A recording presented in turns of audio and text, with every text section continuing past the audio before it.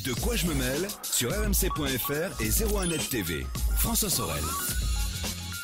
Bonjour à tous, bienvenue sur rmc.fr pour la version audio de quoi je me mêle et la version vidéo sur 01net TV de quoi je me mêle. Chaque vendredi, c'est votre rendez-vous dédié aux nouvelles technologies avec tous nos experts qui seront là. Tout à l'heure, Pépé Garcia reviendra sur ses coups de cœur high-tech du moment. Bien sûr, il y en a depuis l'IFA, on parlera d'OLED, on parlera de Panasonic, mais aussi de Yamaha avec une barre de son incroyable qui restitue véritablement le son comme au cinéma. Et puis Pascal Petitpas sera là aussi. Avec beaucoup de plaisir, on accueillera Pascal qui lui aussi nous fera un débriefing de ce salon qui s'est déroulé la semaine dernière à Berlin, l'IFA 2015. Mais pour débuter, évidemment, c'est le club de la presse IT. Soyez les bienvenus. De quoi je me mêle sur rmc.fr et 01net TV. On va parler évidemment des nouveautés Apple, mais aussi d'un drone qui se pilote tout seul, du succès de WhatsApp, et puis aussi comment bien déménager grâce au web. Tout ça avec Christophe Joly et Jean-Marie Portal, nos camarades, vous le savez, du Club de la Presse IT. Jean-Marie, bonjour. Bonjour François. Voilà, qui, vous le savez, officie dans 01net, le magazine que voici. C'est le nouveau numéro, avec un dossier spécial sur Windows 10, oui, qui est une vraie réussite. Au passage, Windows 10, on ne le répétera jamais assez. Je trouve que c'est véritablement un très bon OS. Et puis Christophe Joly qui est là. Bonjour. Bonjour. François. Christophe Joly, rédacteur en chef de Metro News, sur le web, sur les applis, à la fois mobile et puis bien sûr tablette. Christophe, on va commencer bien sûr par l'actualité de cette semaine, complètement accaparée, on va dire vampirisée par les annonces d'Apple. Ça y est, Apple, et on va en parler aussi avec Jean-Marie, puisque c'est un spécialiste Apple aussi. Vous le savez, Apple a annoncé des iPhones, mais aussi un iPad Pro et un Apple TV. C'est ça. Avec pas mal de nouveautés. Donc Ouais. les iPhones, comme on en parlait, ce sont des évolutions avant le 7 qui devrait sortir l'an prochain. Pas mal de choses que vous aviez déjà annoncées, le 12 mégapixels pour le capteur photo. La fonction 3D Touch, qui est une fonction évoluée de Force Touch qu'on connaît déjà sur les Apple Watch, qui permet de dédier une fonction en fonction de la pression exercée sur l'écran. En conséquence de quoi, les iPhones sont désormais un peu plus épais. Ils gagnent 0,2 mm d'épaisseur, donc c'est à peine perceptible, mais un peu plus. D'ailleurs, ils sont un peu plus lourds aussi. Ils sont un petit peu plus lourds, ouais. Oui, 14 grammes pour le 6S et 20 grammes pour le 6S Plus. On dit bien 6S Plus, on s'était posé la question il y a quelques temps.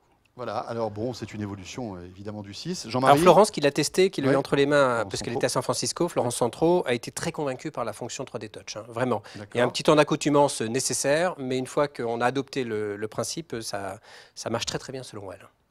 Voilà, est-ce que ça va pas trop complexifier l'usage du smartphone? On le verra quand on l'aura en main, mais visiblement ça apporte pas mal Ouais. d'oxygène en fait à l'interface Ça va gagner pas mal de temps. d'iOS 9, puisqu'il y aura iOS 9 sur ces iPhones. Jean-Marie, impatient de les tester ou pas, ces iPhones? Oui, comme d'habitude, on est toujours impatient de tester les nouveaux smartphones, qu'ils soient d'Apple ou de qui que ce soit d'autre. Après, oui, c'est pas ce que disait Christophe, c'est pas une révolution, c'est une évolution. 3D Touch qu'on connaissait déjà sur la montre d'Apple. Pour le reste, Mais voilà, donc visiblement l'appareil photo a été upgradé, comme on dit. On passe à 12 mégapixels, vous le disiez Christophe. Et puis il pourra filmer en ultra haute définition maintenant. oui, et puis ils ont rajouté quelques petites nouveautés au niveau des photos qu'on va pouvoir animer. Bon, Oui, c'est du gentil, gadget. sauf qu'on le faisait déjà avec des applis. Alors bon, malheureusement, parce qu'il y a des points noirs, le prix de cet iPhone 6S augmente Ouais, par légèrement, rapport au comme prix de ça. l'iPhone 6. C'est ça. On, Quarantaine d'euros, c'est voilà, ça on paye quarantaine d'euros, quelques ouais. dizaines d'euros supplémentaires. Je crois qu'on commence à plus de 700 euros Oui. pour l'iPhone 6S 16 Go, parce que voilà, il reste encore de l'iPhone 6S d'entrée de gamme à 16 Go. 16 Go, c'est ridicule. En plus, maintenant, avec le Avec fait un capteur photo à 12 mégas. et surtout filmé en 4K. plus. Il y a des petits malins qui sont amusés. En fait, on ne peut filmer que 30 minutes en 4K avec ce qui reste de mémoire lorsqu'on a un 16 Go. Et après, vous mettez plus rien. Vous pouvez plus installer d'appli, vous pouvez plus rien mettre, plus de musique, etc.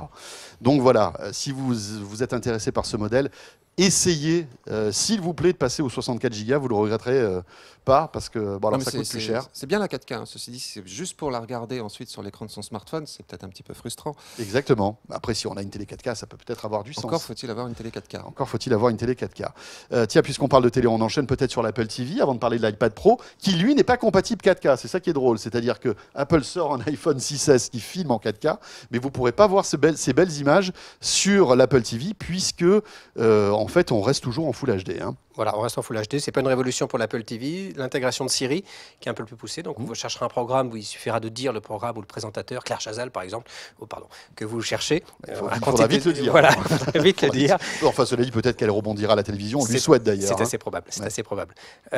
Donc voilà, l'intégration de Siri, la télécommande qui désormais est tactile avec un petit pavé qui permet de retrouver plus facilement des émissions, des programmes, et l'intégration de jeux vidéo par exemple via une plateforme de jeux. Donc vous aurez Star Wars, Guitar Hero, Crossy Road. Et visiblement, ça semble assez convainceur pour jouer sur sa télévision. Voilà, et donc il y a pas mal de capteurs dans cette télécommande, le gyroscope, l'accéléromètre, un peu comme la manette de la Wii U, à voir. Puis on va pouvoir utiliser son smartphone comme deuxième écran. C'est ça. C'est ça exactement. Aussi qui... Oui. Ça fait penser d'ailleurs à la Nintendo. Wii U. Exactement. Là, le smartphone devient la manette en fait de cette Apple TV, qui sort un peu partout dans le monde, aux alentours des 170 € visiblement. 179. Voilà, 179. Lancement en octobre. Lancement en octobre. Là encore, on est impatient de pouvoir tester cette Apple TV. Et puis la dernière nouveauté, c'est l'iPad Pro. Là, c'est une vraie nouveauté. En revanche, c'est un nouveau produit qu'Apple sort. C'est un iPad, mais géant, avec un écran de 12,9 pouces. C'est ça, 12,9 pouces. Ils annoncent 10 heures d'autonomie, 360 fois plus rapide que le premier iPad de 2010, pour info. Alors, je ne sais pas si ça veut dire grand-chose. C'est clairement la surface de Microsoft qui est en ligne de mire, parce qu'il y aura un clavier, un stylet.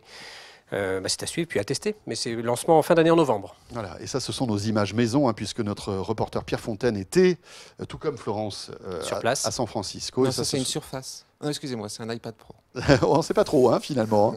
Mais cela dit, voilà, on va voir après quels sont les usages. Il nous tarde aussi de tester ce stylet qui coûte quand même, c'est une option, 99 $. Et on ne parlera pas du clavier.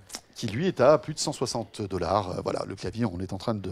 Et la note commence quand même à être salée. Oui, ça commence à faire cher. On est à peu près à 1000 €. Le prix d'une surface, mine de rien. Oui, et puis quand même, au niveau poids, avec le clavier, on arrive quasiment au poids du nouveau MacBook. Avec un confort d'utilisation qui n'est pas le même, puisque là, le multifenêtrage, c'est limité à 2 fenêtres en même temps sur le même écran. Alors que sur un MacBook, vous avez OS 10. Et puis voilà, on n'a pas parlé d'OS, mais c'est iOS qui tourne là-dessus. C'est iOS. Donc c'est pas macOS, avec toutes les limitations que ça comporte. Mais bon, évidemment, l'aspect tactile qui est présent sur cette tablette. À voir là encore, quel est le sens, à qui s'adresse cette tablette? Simplement aux pros, puisqu'elle s'appelle l'iPad Pro, ou est-ce que véritablement elle peut avoir aussi un sens pour certains particuliers? On verra ça quand on l'aura. En tout cas, c'est un très bel objet, comme sait le faire très bien Apple. Justement, on va parler d'Apple et peut-être prendre un peu de recul par rapport à toutes ces nouveautés. Que penserait le regretté Steve Jobs de la keynote qui a eu lieu mercredi dernier? À mon avis, il ne serait pas très content. On s'est amusé avec Jean-Sébastien Zanqui, le journaliste high-tech chez nous, à reprendre toutes les déclarations de Steve Jobs sur différents produits, sur les tailles d'iPad par exemple, sur le string musical, sur l'iPad mini par exemple, alors qu'il n'existait pas à l'époque. Il avait dit les tablettes de 7 pouces sont des hybrides, trop grandes pour concurrencer un smartphone et trop petites pour concurrencer un iPad. Donc en clair, de son vivant, Steve Jobs n'aurait jamais lancé le mini. Or, le 23 octobre 2012, un an après sa disparition, Apple en lançait un. Alors à mon avis, il avait été lancé auparavant. Je pense qu'il ne faut pas un an pour développer un iPad mini. Non, voilà. Steve Jobs était au courant du développement de cet iPad mini, bien évidemment. Le streaming musical, les gens ne veulent pas louer de musique, que ce soit parfaitement clair. La musique n'est pas comme une vidéo. Vous pouvez regarder votre film préféré 10 fois, mais vous écouterez votre chanson favorite 1 millier de fois dans votre vie. Le streaming musical a été lancé en juin dernier avec Apple Music, on le sait tous évidemment.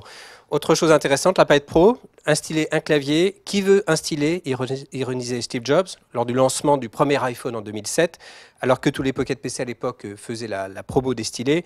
Le meilleur dispositif de pointage du monde, celui avec lequel nous sommes tous nés, c'est le doigt. Donc en clair, le stylet, il était contre, l'iPad Pro comportera un stylet pour fonctionner. Puis ensuite, il y a l'intégration de Microsoft, il y a tout ça. Alors moi, j'ai juste une petite réflexion, parce que c'est vrai que là, l'exemple que prend Steve Jobs n'est pas tout à fait le même que celui de l'iPad Pro. C'était un stylet pour un petit écran. C'est vrai. Et c'était à l'époque quelque chose de courant. Rappelez-vous des HTC sous Windows Mobile, etc. Là, on est en 2007. Le smartphone, c'était ou avec un gros clavier style Nokia N95, ou alors des petits PDA avec un stylet. Les palmes. C'est ça, les palmes, ou par exemple tous les appareils qui tournaient sous Windows Mobile, il y avait entre autres HTC qui faisait ça. Mais donc là, sur une grande taille d'écran, peut-être que le stylet a plus de sens. Il faut voir. Quand l'iPad est sorti, il n'y avait pas de stylet avec et on était quand même sur un écran déjà confortable où ça aurait pu justifier. Donc je ne pense pas que ce soit la taille d'écran. Je pense que fondamentalement, Steve Jobs pensait que le stylet c'était inutile et que rien ne valait le doigt qui suffisait. Mais rappelez-vous, Steve Jobs disait aussi qu'il n'imaginait pas un smartphone plus grand que 3,5, 4 pouces. Et il a fallu attendre quelques années après sa mort pour que Apple se mette en conformité avec le marché. C'est qu'aujourd'hui, il faut un grand smartphone à 4,7 et quand on voit la taille de l'iPhone 6S Plus qui est là, 6 Plus pardon, parce que c'est pas le 6S Plus celui-ci, on se dit que encore une fois, Steve Jobs doit se retourner dans sa tombe. Ceci dit, on verrait pas la différence. Ils se ressemblent un peu comme deux gouttes d'eau. Exactement. On va parler un petit peu de choses un peu sulfureuses maintenant, Christophe. Oui, d'une appli sur Android qui s'appelle Adult Player. C'est une Adult Player. Yes. C'est une appli qui a été lancée aux États-Unis sous Android, qui sur le non certifié par Google. Pas l'App Store, j'allais dire, mais Google Play. Google Play. Voilà, par Google Play. En clair, quand vous vous connectiez sur cette appli, lors de la première ouverture, une photo de vous était prise, ça bloquait le téléphone, vous receviez un message indiquant que vous avez été repéré par le FBI et pour que votre dossier ne soit pas instruit, entre guillemets, il fallait payer $500. Donc la note est quand même assez salée. Certains se sont fait avoir, évidemment. Ça n'était qu'un fake. La seule solution était de redémarrer son téléphone et de supprimer l'application. Certains sont quand même ont payé $500 de crainte d'être repéré, que ce soit avéré. Évidemment, ça n'était pas le cas. Pour rappel, il faut être vigilant avec les applications téléchargées sur Android qui ne sont pas vérifiées ni certifiées par Google. Ouais. Pas tout à fait vrai, elles sont vérifiées, mais on va dire que dans une moindre mesure. Le processus de vérification est pas forcément humain, on va dire, non? Pas forcément humain. Si, à un moment ou un autre, il y a une intervention, mais c'est pas forcément beaucoup mieux chez Apple, il faut le savoir. Oui, mais typiquement, on peut pas avoir ce genre d'application sur l'App Store, c'est pas possible. Sur l'App Store, vous commencez quand même à avoir des applications un petit peu productives, par exemple, figure bien sur l'App Store. Mais je pense pas qu'elles soient dangereuses ni payantes. Sauf si après une photo de vous. C'est-à-dire que là, c'est une appli qui arnaque les gens. C'est ça. Et je pense pas que. Enfin, j'ai l'impression qu'Apple, malgré tout. Il y a quand même eu quelques petits soucis bien sûr, sur l'App Store d'Apple. Ouais. Et en fait, aujourd'hui, pour avoir interrogé des experts sur le sujet, il s'avérerait que c'est peut-être Microsoft qui serait le plus scrupuleux sur le choix des applications. Comme ils en ont moins, ils ont plus de temps. Peut-être c'est ça, effectivement. On va parler aussi, d'un constat d'échec de la part d'Amazon, il y en a. avec un smartphone qui est sorti, qui est passé complètement inaperçu et qui tire sa révérence. Oui, qui tire sa révérence. C'est le Fire Phone, qui a été lancé il y a un an environ. Il n'a jamais parvenu à trouver son public au milieu des iPhones et de tous les téléphones Android. Il a été lancé en juillet 2014. À l'époque, il coûtait $149 ou $199 avec un abonnement de 2 ans. Et dans les faits, Amazon a décidé d'arrêter, sachant que ça leur a coûté quand même $170 millions pour le développer. Ils ont $83 millions de stock. Donc là, tout est vendu. Il y en a plus désormais. Je ne sais pas si vous vous rappelez, à un moment donné, ils avaient... non, ce n'était pas Apple d'ailleurs, c'était pas Amazon. Un téléphone avait été lancé par un fabricant. Ils avaient bradé les prix. C'était les tablettes BlackBerry, je crois. Oui, bien sûr. À $1. Là, ils ont fait un peu pareil et tout a été vendu. C'est la même chose, oui. En fait, si on prenait un abonnement Amazon Premium, pour $30 supplémentaires, on avait le téléphone. C'était véritablement, on bradait, tout doit disparaître. C'était un téléphone un peu bizarre quand même, avec plein de capteurs, un truc. On n'a pas trop compris. Interface 3D. C'était un dérivé d'Android au niveau de l'OS. Bon, voilà. En tout cas, c'est l'histoire d'un échec. Voilà. Jeff Bezos a perdu quelques centaines de millions de $. Plus de $200 millions. On s'en remettra. Mais je pense qu'il réfléchira peut-être un petit peu plus longtemps s'il doit sortir un nouveau smartphone. Maintenant, ils vont miser sur les tablettes. Oui. Je ne sais pas si c'est vraiment un cadeau, si c'est pas un cadeau empoisonné. On va parler de WhatsApp maintenant. WhatsApp qui est un vrai succès. Qui est un vrai succès, qui est en route vers le milliard d'utilisateurs, puisqu'ils sont à 900 millions désormais d'utilisateurs. Il faut savoir que son fondateur a fixé au milliard d'utilisateurs le début de la rentabilité de WhatsApp. Donc ils en sont très proches. Ils sont plus très loin. Pour info, en octobre 2014, ils étaient à 500 millions. Donc ils sont quasi au double en un an. Donc c'est quand même très conséquent. Voilà, donc c'est à suivre, probablement d'ici la fin de l'année. Voilà, WhatsApp qui appartient à Facebook. À non Facebook, Si tout je à me- fait. Voilà, mes souvenirs sont bons. Ils sont bons. Et on termine par un drone qui va vous faire rêver. Je ne sais pas si vous êtes un fidèle de quoi je me mêle. Vous vous souvenez, il y a quelques mois de cela, on avait reçu le fondateur de Lily, ce drone intelligent qui vous suit. Eh bien, Lily a pas mal de concurrents et il a entre autres ExoPlus. Voilà, ExoPlus, qui lui vous suit également, tout simplement. Hein. Bon, c'est un gros bébé hein, quand même. Hein. Il vous suit via la géolocalisation de votre smartphone, vous appairez les deux, vous glissez dessus une GoPro ou une caméra de ce type-là qui n'est pas fournie avec l'appareil, qui coûte quand même 1300 €. Donc c'est pas donné non plus, mais ça marche super bien. C'est-à-dire que vous pouvez paramétrer la façon dont vous voulez être filmé, soit 360, soit au-dessus, soit devant, soit derrière. Donc vous pouvez être filmé en train de faire du sport, évidemment, de courir, de faire du VTT, du ski. Vous, François, de boire un mojito sur la plage. Ça marche à peu près pour tout. Ah, c'est bien. Là, On peut rester statique alors. Voilà, tout à fait. Ce qui est intéressant, c'est que c'est une boîte française, grenobloise, qui est à l'origine de ce projet, qui marche vraiment très bien. Florence Centraux l'a testé cet été. Elle était très, très convaincue.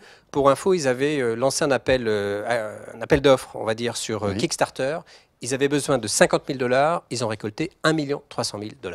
Belle C'est réussite une belle encore histoire. française, Ils hein. ne sont pas partis avec la caisse. Bah, pas encore, en tout cas. En tout cas, c'est une belle histoire et c'est vraiment très convaincant. Ça donne envie de le tester. Voilà, ExoPlus, ça sort quand? C'est en cours de... Vous pouvez le commander et les D'accord. premières livraisons commencent tout juste là. Voilà. Mais ce qui est intéressant, c'est que c'est vraiment là la nouvelle génération des drones qui vont sans doute se généraliser dans les mois et les années qui viennent. Ce sont des drones intelligents qui vont vous suivre pour faire par exemple des selfies sympas.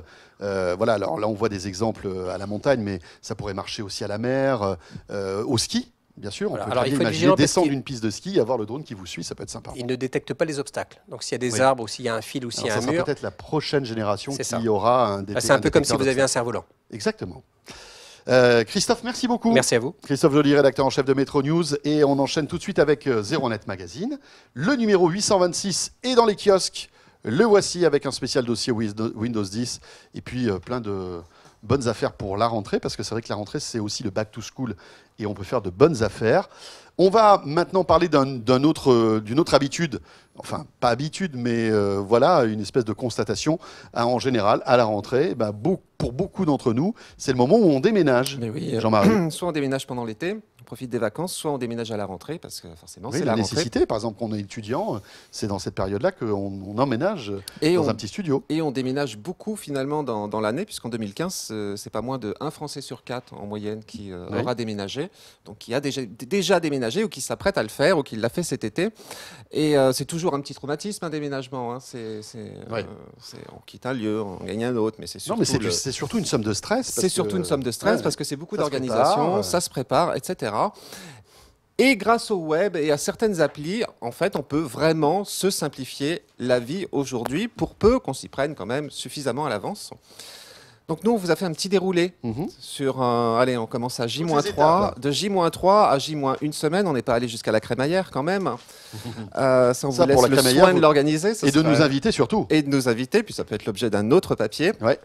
Mais à J-3, déjà, vous avez une application comme Je déménage qui est à la fois sur Android et iOS, qui va vous permettre de planifier en fait tout votre déménagement.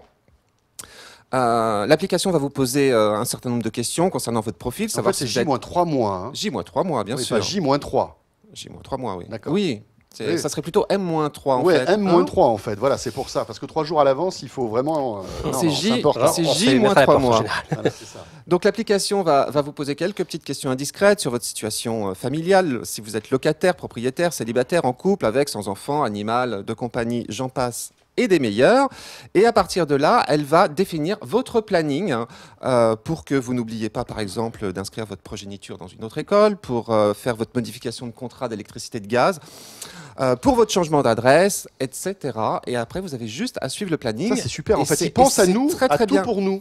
À tout pour vous, et c'est très bien fichu parce que vous pouvez vous rajouter vous-même Mhm. des choses à faire qui ne sont pas dans le planning, on va dire, standard de cette application.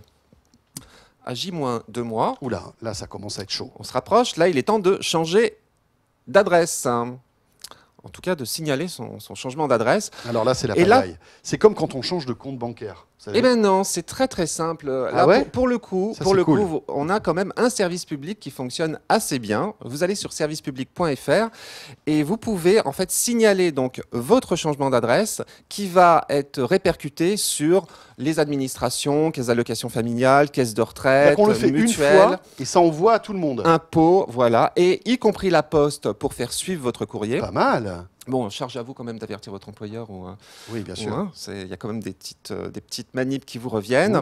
Autre chose aussi à ne pas oublier, auquel on ne pense pas systématiquement, c'est quand on a un animal. L'animal, il est centralisé dans un fichier d'identification des animaux, qui est relié à son tatouage Oui, ou pucé. ou pucé. Et ben ça, il faut le changer aussi. Et c'est pareil, vous allez sur le fichier national d'identification des carnivores domestiques. Vous indiquez le numéro de sa puce, vous changez l'adresse, et comme ça, si jamais votre animal se perd, y compris pendant le déménagement, parce qu'il y a des animaux qui n'aiment pas trop changer de maison et qui ont une tendance à retourner là où ils viennent, on pourra vous le ramener plus facilement. D'accord. Bon, là, on se rapproche. Et à un mois du déménagement, il serait temps peut-être de savoir si vous allez faire ça vous-même ou si vous allez faire appel à des déménageurs. Donc ça, c'est un mois qu'on commence à... Oui, vous pouvez vous y prendre avant, mais à un mois, c'est la dernière limite, on va dire. On va dire, voilà, Là, il c'est est ça. plus que temps de vous bouger. Si vous décidez de faire appel à un déménageur, vous avez un site qui s'appelle idéménager.com, pour pas dire de bêtises, qui va vous permettre en fait de mettre en concurrence différents déménageurs, d'obtenir en fait 4 ou 5 devis. Et le site est assez bien fichu puisqu'il va vous permettre d'évaluer en fait le volume que vous allez devoir déménager. Et il y a même un système de visioconférence où vous allez avoir un téléconseiller en ligne. Vous allez filmer votre maison et lui va calculer. Lui va calculer. Ah, ça va lui génial. permettre d'affiner en fait son évaluation pour que vous ayez des devis définitifs et pas des devis approximatifs où ça va Avec ça des va mauvaises varier. surprises. Voilà, il faut quand même savoir qu'un studio de 10 mètres carrés, c'est entre 450 et 560 € le déménagement par des déménageurs. Si on va jusqu'à la maison de plein pied de 50 mètres carrés, vous en avez pour de 2300 à 2800 € le déménagement, c'est pas rien. Ouais, c'est sûr. Et puis en plus, tout dépend de la distance aussi. Et tout dépend de la distance. Ah oui, alors là, attendez, parce qu'on a pris un exemple, on a pris une formule standard pour déménager de 50 km dans un nouvel appartement avec ascenseur, parce qu'il y a la distance, mais il y a aussi le fait qu'il y ait un ascenseur ou pas. Ça se paye chèrement les escaliers. Et oui. Si vous décidez de faire appel à des gros bras, il faut savoir qu'il y a des sites aussi comme mydéménageur.com qui vous permettent de trouver des gens prêts à vous filer un petit coup de main. Le seul truc, c'est qu'il faut savoir, c'est que pas des déménageurs professionnels. En cas de pépin, vous n'êtes pas couverts de la même façon. À moins de 2 semaines, on fait les cartons. Et oui. Il serait plus que temps aussi. Et pour ça, vous avez une appli très rigolote sur comptez juste, iOS. quand même. Il y a une appli C'est qui court, fait... 15 jours pour faire les cartons, 15 jours avant. Moi, ça dépend de j'ai déménagé il n'y a pas longtemps, je m'y suis pris bien avant parce que c'est vraiment le truc qui me stresse le plus, les cartons. Parce qu'après, il faut trier ce qu'on jette, ce qu'on garde, etc. C'est un enfer. Mais à moins de 2 semaines, vous gardez le strict minimum pour vivre, là, on va dire. Donc, les cartons doivent être vraiment très bien avancés. Et vous avez une appli sur iPhone qui s'appelle Range Carton qui vous permet en fait, de tenir l'inventaire de ce que vous mettez dans les cartons et ensuite de générer des étiquettes que vous allez pouvoir coller sur les cartons pour savoir ensuite qu'est-ce que vous avez. Tout existe en fait. Mais le problème des cartons, vous vous retrouvez avec des cartons après, mais qu'est-ce que j'ai mis dedans, etc. Alors un petit conseil pour les objets précieux, l'étiquette, mettez juste un numéro, dites pas les bijoux de maman. Les bijoux de maman, et puis toute la high-tech. Toute la high-tech, mon iPhone. Tout mon univers Apple. Est-ce que c'est vous qui avez les bijoux de votre mère? Vous parlez des bijoux de famille, peut-être, c'est ça? On n'ose pas. Allez, on enchaîne, Jean-Marie. Et à 1 semaine, tant que les cartons ne sont pas dans votre nouvelle demeure, c'est peut-être le moment d'envisager l'aménagement, le nouvel aménagement. Pour ça, vous avez une appli qui s'appelle Home Styler Interior Design qui va vous permettre en filmant l'intérieur de votre maison, de recréer le plan en 3D et ensuite de piocher dans une collection d'accessoires et de meubles, toujours dans l'appli, de les disposer, donc lit, commode, etc., pour commencer à imaginer comment vous allez mettre vos propres meubles dans la maison. On se transforme en Valérie Damido, quoi. Oui, d'autant plus, vous ne croyez pas si bien dire, François, parce que cette appli comprend aussi une petite fonction très amusante pour refaire les tentures ou la peinture de l'appartement. Et au doigt, sur l'écran, vous coloriez en fait les murs en choisissant une couleur ou une texture. Et c'est très très bien fait parce que pour peu qu'il y ait quand même encore un meuble devant le mur, ça détecte les contours du meuble. Et en temps réel, vous filmez, donc c'est de la réalité augmentée, vous filmez votre appart et on voit les vous couleurs. Voyez, vous changez la couleur des murs. C'est très très amusant. Très bien, ben voilà, la sélection des applis indispensables si vous vous apprêtez à déménager. C'est dans le 01net Magazine de cette semaine. Merci beaucoup Jean-Marie. Merci François. Et merci à Christophe Joly. Merci à vous. Christophe Joly, donc qu'on peut retrouver dans Métro News. Et ce de quoi je me mêle ne fait que commencer les amis. On revient tout de suite. Alors version audio, vous n'avez rien à faire. Vous allez écouter dans un instant Patrick Pierre Garcia, Pépé Garcia et après Pascal Petitpas. Et si vous nous regardez en vidéo, là, cherchez bien sur 01net TV ou sur YouTube, vous allez retrouver la suite avec donc un spécial IFA avec nos experts Pépé Garcia et Pascal Petitpas. À tout de suite. De quoi je me mêle sur rmc.fr et 01net TV.